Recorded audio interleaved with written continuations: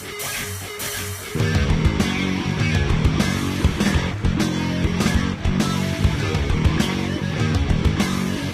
everybody, I'm Ashley Conrad and welcome to the Daily Muddy. Today I have some very special guests with me, my beautiful and wonderful Aunt Amy Kensel, and of course my amazing daughter Claire. Claire is 12.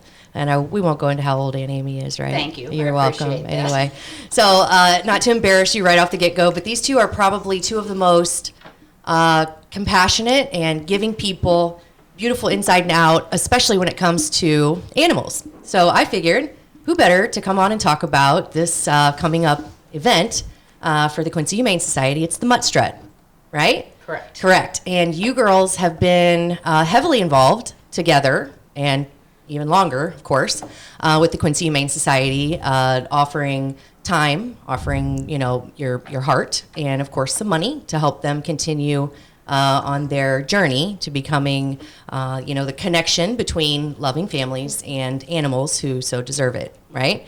Okay, so the Mutt Strut is one of these fundraising events that, helps make those connections. Correct, and it helps get the spay and neuter clinic and the vaccination clinic at a low cost. Okay, so not only does it help, connect families, but it also helps the kind of like the steps that have to happen before that, which is, of course, the spay and neuter, and that helps control pet population, right? Correct. Which we know is very, very important. Very important. Spay and neuter your pets, folks, 100%.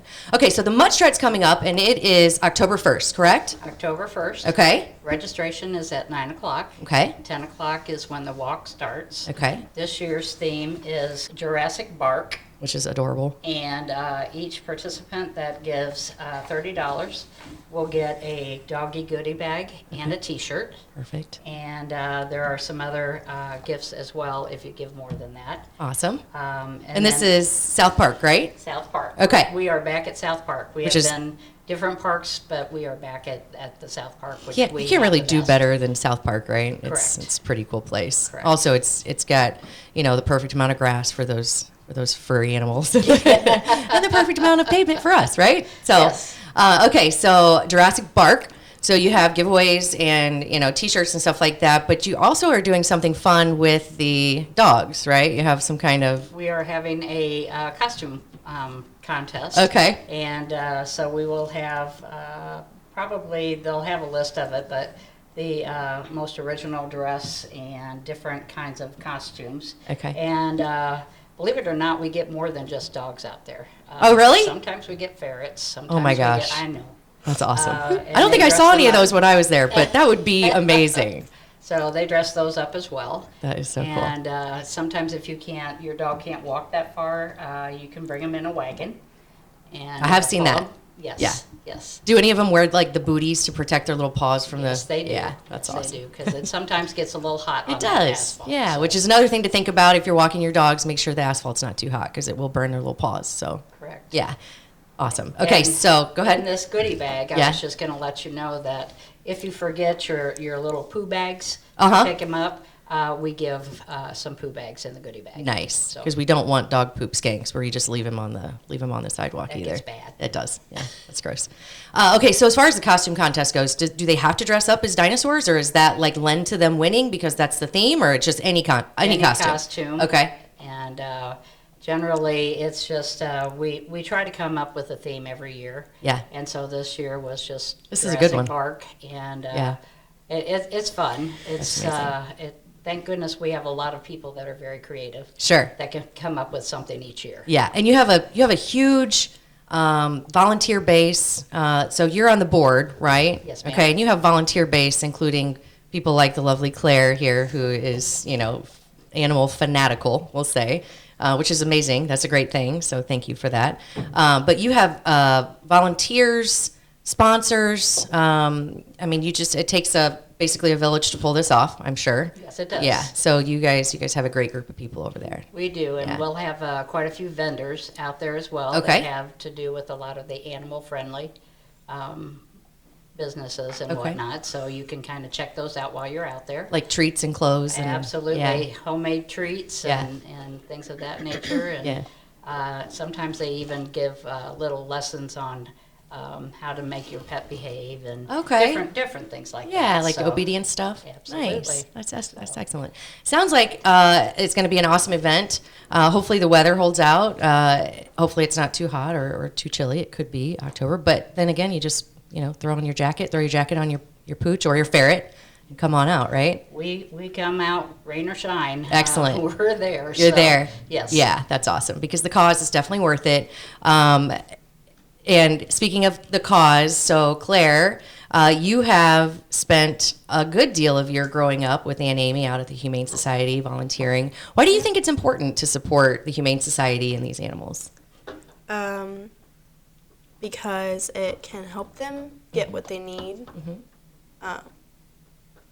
Yeah. It just helps them. Yeah. She shows them a lot of love Yeah. as well. She takes them in the room, or she'll take them out in the play area. And I've taken one dog on a walk in my life, and I was opening the door and I ran over its paw.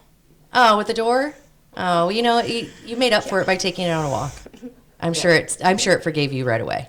It's all good. And speaking of treats, Claire, you have tried a dog treat or two before, haven't you? Yeah. So the homemade ones are actually pretty good. they are, especially the peanut butter ones. Sorry to call you out, but yeah.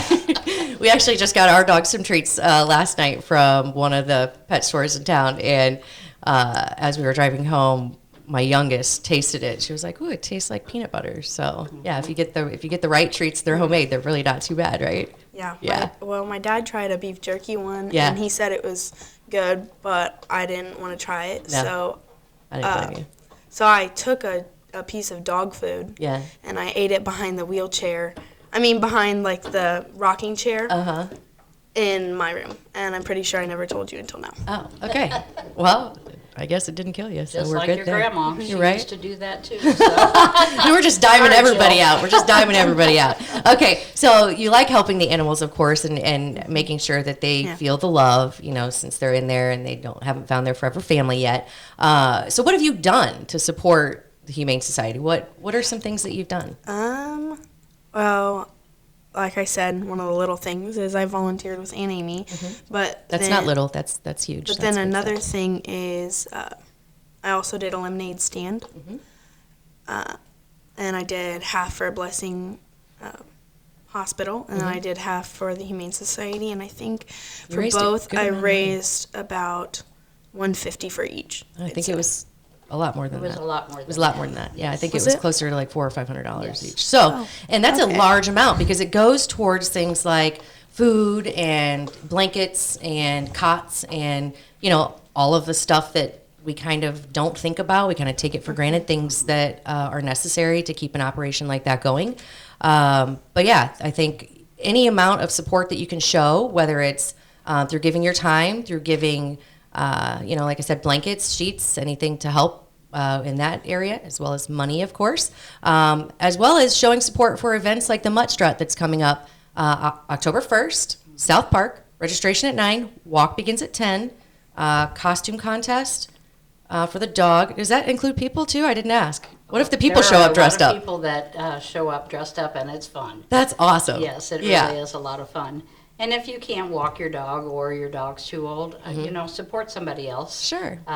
Sponsor them in their walk, or just fill out a sheet and get a T-shirt, because we put our wonderful sponsors on the back of it, and we do have an awesome sponsor base, so we thank them very much. Excellent. That's very awesome. And the design is amazing, so you don't want to miss out. Yeah. Check that out. It's really, really cute. It is very cool. So. Very cool. So worthwhile cause. Again, you ladies are amazing for showing your support and for always, being so selfless and compassionate towards the animals and the people who help make this possible. So I thank you for coming on. I know this isn't really your forte. Not my You jam. did amazing. You did amazing. I said it was just going to be a chat. Claire, you did amazing too. Thank you both so much for coming on and helping me chat about this awesome event, the Mutt Strut, October 1st, 9 a.m., South Park. Well, I'm hanging on to summer, but fall is just around the corner and leaves will be falling soon. Next, David Adam talks to Larry Brumbaugh with Brumbaugh Tree Service, so stay tuned.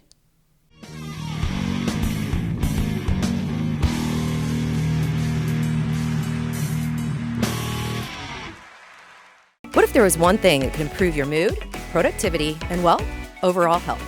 There is. It's called a good night's sleep. Harvey's Furniture offers industry-leading beds from Bemco, Chatham & Wells, as well as Spring Air. Harvey's Furniture, our home, your home. Instant Replay is your local sports bar. With 18 big screen TVs, we have all the sports packages from college games to pro games. We offer daily drink specials, and come check out the Bullpen, our newly renovated beer garden. Instant Replay, 2739 Chestnut in Quincy. Welcome to the Abbey, a Quincy tradition. With 6 big screens, a new larger kitchen, and now more seating capacity, the Abbey is the place to be before, during, and after the big game. Come enjoy fan favorite appetizers, steaks, burgers, and a variety of daily food and drink specials. Can't join us? Carryout is available too. Now with a convenient drive-up window to better serve you. 1736 Spring in Quincy. Opens at 3 p.m. Tuesday through Sunday. Come join all your friends at the Abbey, a Quincy tradition. Quincy Warehouse Bargains is your Quincy home improvement store. It's the only store of its kind in the Quincy area. We offer flooring, mattresses, area rugs, dining sets, couches, appliances, and much more. And have more products to come so we can better serve the Quincy and tri-state community. Our staff is ready to help you find what you need to make your house a home. Quincy Warehouse Bargains, 4100 North 24th Street, Quincy.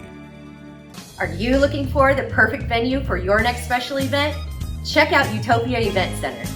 Utopia has a large banquet room and an awesome bar area, perfect for anything from birthday parties to formal corporate meetings. It also offers a photo booth, stage for a DJ or a live band, and a fully stocked bar, all for only $300. Check us out at utopiaeventcenter.com or call Barn at 217-430-6559 for more information. Utopia Event Center, 900 North 12th Street in Quincy. When Larry Brumbaugh was a little kid, growing up playing soccer, I'm going to just take a wild guess. Oh, cross country and track. There you go. All right. So you were cross country and track. But the fact is, I can't imagine when you're growing up and you're going through high school, you go, I'm going to be an arborist. How did you get into this profession? Well, it's actually by accident. I started working with somebody else that started about the time that when I started, they had started maybe 6 months to a year before me. So I went to work. After 5 years, I decided, I wasn't a partner or anything in this business, and I was like, I'm not going to stay here for 30, 40 years. I'm going to have to do something. Mm-hmm. But when I was a kid, I grew up out towards the country, and we used to run back in the woods. I used to climb trees all the time. Just to climb trees, but I think any kid does that. You Sure. don't really know what you're going to end up being. I mean, I did go for some further education.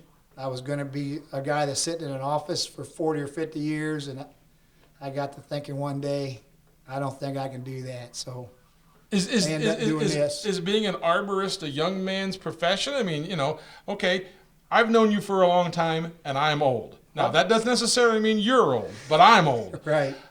I mean, but the fact is, you're doing a lot of physical labor. It does keep you in shape. Yeah, I bet makes it you does. Sore. I mean, I've been doing it 44 years, so, you still need older guys around to teach the younger guys. There you go. And then, when you get to that point, I have 2 sons that they went to college, got educated. They wanted to be outside. Yeah.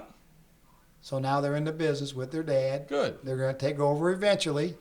They're going to be the ramrods. Uh-huh. I won't be looking over their shoulder all the time. But the older people, we have a lot more knowledge, and, we can teach a lot more. When I started, I didn't know beans about it. When I went to work for the utility, I really learned a lot working there because we had to learn safety rules. If you're just driving around town and you see some people like cutting trees down, other businesses, they don't have no cones out, they don't have no hard hats, they don't wear safety glasses. Well, that was one of the things that I was going to ask you was, what type of tree trimming projects can I, as John Q. Public, do, and when do I need to call you? Well, if you think it's more than you can handle, you definitely should call an international certified arborist out, because I don't charge to come look. I mean, we don't charge you to come out and give you an assessment. I give information all the time. If somebody wants to trim the lower limbs on a tree, I'll say, look, cut it right here. I mean, I'll even show them. Mm-hmm. mean, this is my passion. I mean, I've been doing it forever. When it's your passion, it's not a problem. Well, thank you, David and Larry. Coming up tomorrow, we have some awesome stuff on Club Muddy. I'm sure we'll be talking about recycling. See you then.